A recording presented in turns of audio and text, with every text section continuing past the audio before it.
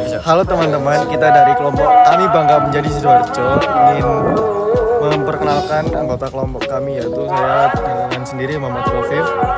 Saya Ibtu Devara Ezra Farel dengan NPM lahir 109. Saya Muhammad Asrofil Ali, dan saya dan teman-teman meminta maaf karena kelompok kami hanya ada 3 orang karena yang lainnya sedang ada halangan atau ada acara mendadak yang tidak bisa hadir saat kita survei kali ini.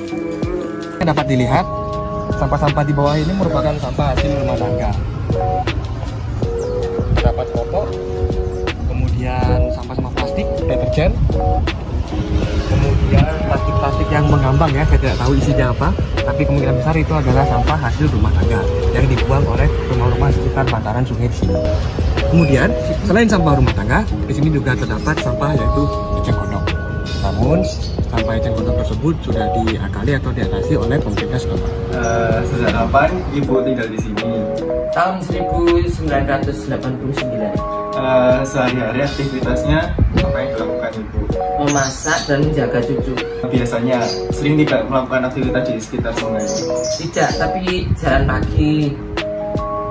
Nggak aktivitas di sungai, tapi jalan pagi. Mana kondisi sungai saat ini? Kalau sungai di tempat saya ya, rutinitas baik dan lagi selalu bersih, tidak ada sampah. Gitu. Apakah ada perubahan kondisi dari dulu sampai sekarang? Banyak. Kalau dulu awal-awal saya di sini orang-orang kadang-kadang masih BAB di sungai ini, tapi mulai tahun 2000-an sudah nggak ada.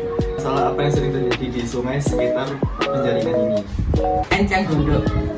Apakah karena Ibu terganggu kayak sedikit limbah di sungai gitu? Ganggunya karena enceng gondoknya full, nyamuknya tuh banyak. Pernah mencoba nggak mengatasi kayak gimana kayak warga-warga di sini gitu Bu, eceng gondoknya? Ya diatasi apa ya? Kalau dulu pemerintah belum apa ya? Maksudnya belum respon. Itu masih warga yang menaikkan eceng gondok itu. Tapi sekarang sudah beberapa tahun ini, sudah lama sekali itu pengaduan dari pihak kampung, langsung Pemkot itu mengadakan bigu menaikkan sampah itu eceng gondok itu dipinggirkan, jadi dinaikkan dari sungai keluar. Menurut Ibu, kenapa eceng gondoknya bisa berkembang biak di sungai ini? Karena apa ya? Kan sungai ini ada pasang surutnya ya. Kalau pas pasang buahnya itu eceng gondoknya datar, tapi kalau surut nggak ada. Mungkin ke bawah arus ya, dari laut, mungkin nggak tahu dari laut, nggak tahu dari tambak. Pokoknya kalau waktu pasang itu mesti banyak eceng gondoknya. Kalau boleh berharap, solusi apa yang Ibu inginkan untuk mengatasi eceng gondok? Ya solusinya ya harus dibersihkan, betul-betul bersih. Tapi sekarang sudah nggak banyak kayak dulu. Kalau dulu sampai full, sekarang tuh nggak, sudah bergerombol-gerombol. Jadi kalau sudah gitu warga terus mengadu, yang dekat-dekat sungai mengadu, langsung ada mobil ada apa ya, bigu yang bikin problem. Menurut Ibu, siapa yang bertanggung jawab atas masalah ini? Ya semestinya pemerintah lah, atau pihak warga juga antisipasi. Kalau musim hujan terus pasang surut kan otomatis kan airnya meluber keluar asal.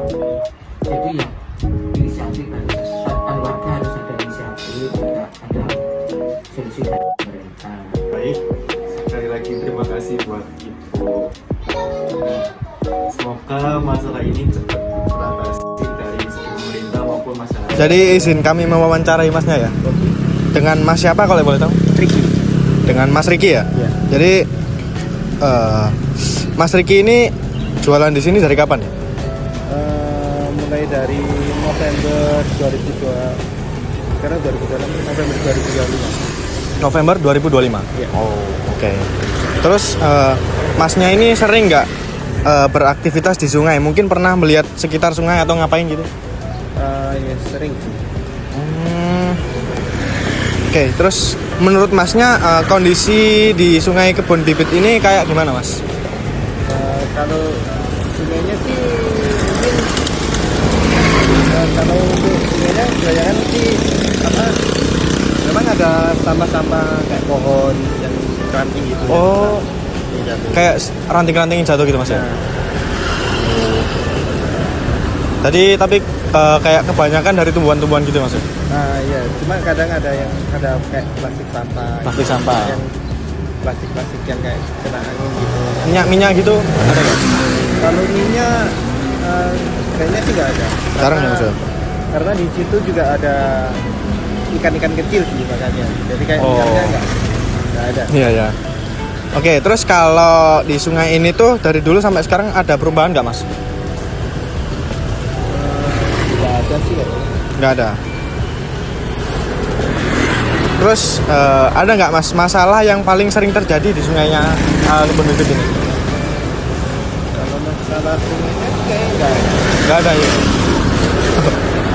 Terus kalau misal ada sampah-sampah di sungai gini mas ya, masnya terganggu nggak mas? Kalau untuk sampah sih mungkin terganggu karena mungkin bisa mencemari lingkungan, juga bikin banyak nyamuk juga kan. Oh iya juga ya, banyak nyamuk ya mas ya.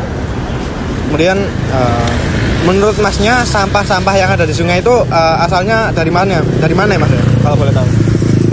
Ya mungkin bisa jadi dari kesalahan kita sendiri untuk membuang sampah bukan pada tempatnya gitu. Jadi bisa kita buang tadi jalan terus kena angin gitu juga bisa jadi. Oh, dari kayak Tapi kalau kita buang sampah di tempat sampah mungkin bisa mengurangi itu juga.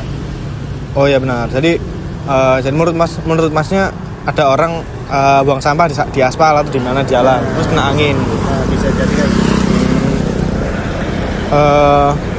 Menurut masnya pernah nggak nyoba mengatasi masalah sampah di sungai ini? Pengen sih cuma tergantung dari waktunya juga nggak memungkinkan. Pengennya sih. Oh iya. Kerja juga mas ya? Iya. Kalau boleh tahu nih masnya kerja dari jam berapa sampai jam berapa di sini? Kerjanya kita dari sini sekitar jam 9-an 9 pagi sampai jam setengah 7 malam. setengah 7 malam. Oh lama juga ya. Nah menurut masnya ini masalah limbah atau sampah-sampah di sungai ini kenapa bisa ada di sungai sekitar Kebon Bibit? Mungkin karena di sini kan juga namanya juga jalan raya dan tempat umum juga. Oh, iya. Mungkin bisa dari kita sendiri gitu. Jadi kita Secara nggak sadar mas ya? secara nggak sadar gitu. Kalau sepengetahuannya masnya yang paling susah dalam mengatasi masalah sampah di sungai ini apa ya mas? Untuk masalah yang paling susah berarti secara diri kita sendiri sih. Karena secara kalau kita nggak bisa merubah diri kita sendiri untuk membuang sampah pada tempatnya, mungkin ke sampah-sampah yang di sungai mungkin masih terus ada. Jadi Iya sih. dari kita sendiri. Berarti apa ya, masalah sampah itu harusnya dari kesadaran kita sendiri mas. Kayak kita harus sadar biar apa ya, menjaga sungainya gimana biar harus tetap bersih. Oke. Kalau untuk masnya sendiri solusi apa yang masnya harapan?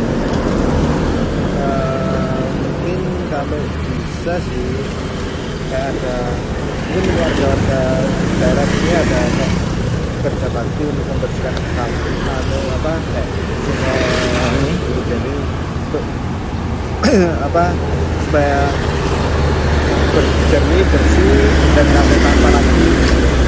Oh, jadi kayak gotong royong membersihkan selokan, sungai di hari Minggu gitu mas ya biasanya? Kalau untuk hari Minggu nggak pasti sih, cuma untuk orang-orangnya.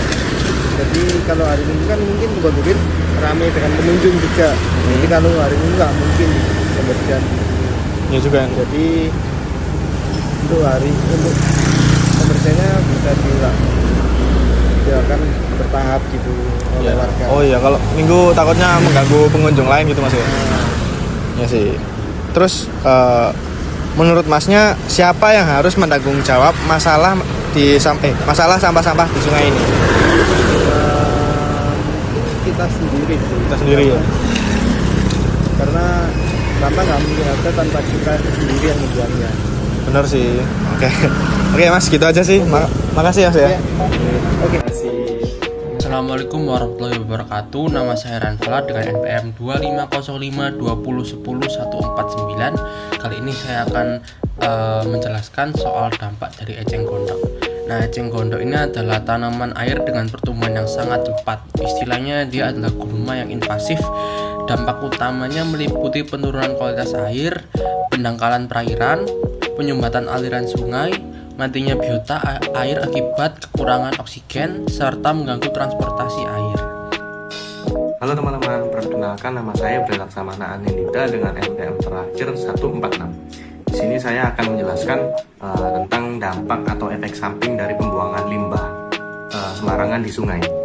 Jadi tentu sangat berbahaya teman-teman.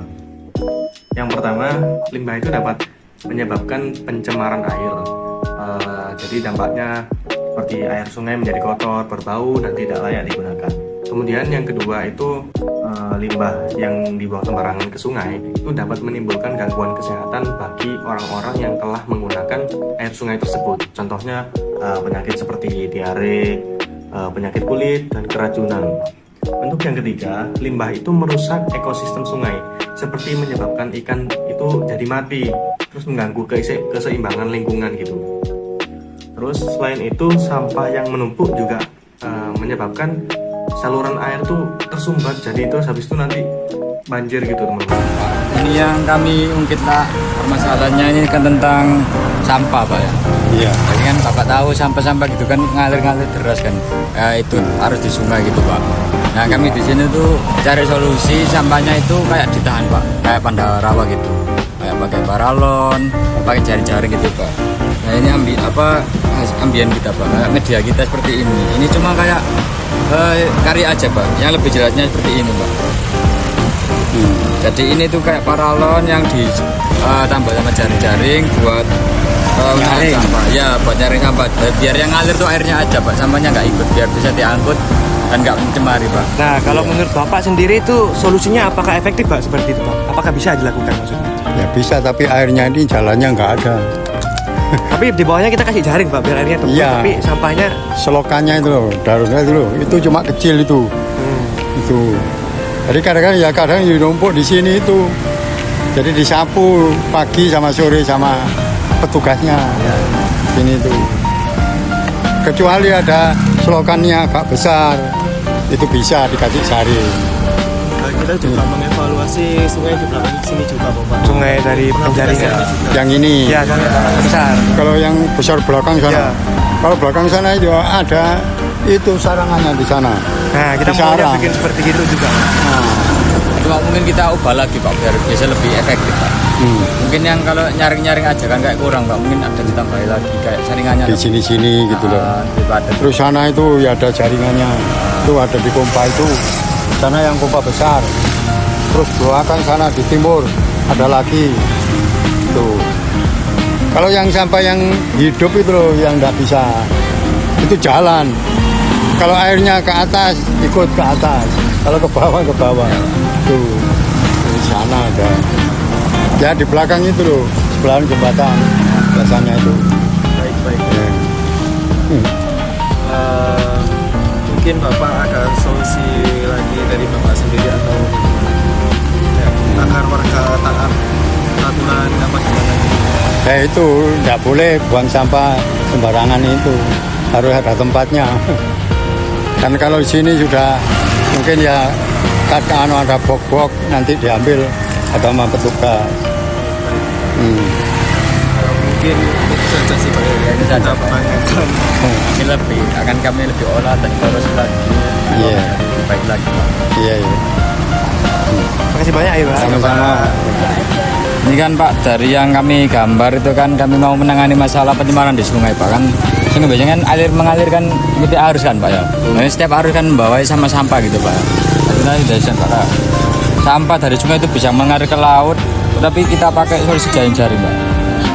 Nah ini cuma kayak hasil desain kami untuk estetika saja Pak. Sementara yang aslinya seperti ini Pak. Ini kayak apa? Bapak tahu Pandarawa tak? Pandawara. Pandawara. yang konten kreator yang bikin bersih-bersih sungai itu.